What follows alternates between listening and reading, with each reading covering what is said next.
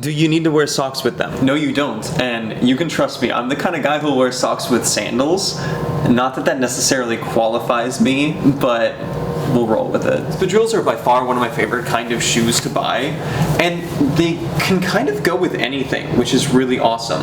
I personally love them because they're great for warm weather, they're great for summers. I live here in Texas, so we have like 3 seasons of summer. As someone who's bought more than a couple pairs of Espadrilles, here are my favorite 3. This pair I basically buy and then just use until it breaks. I absolutely love these. These are from a brand called Viscata. I actually interned with them when I was in Spain, and they're my favorite pairs of Espadrilles. They're super comfortable. They just work in pretty much any scenario. You can dress them up or down. I love these. I recently got this pair from Ralph Lauren, and I like them a lot.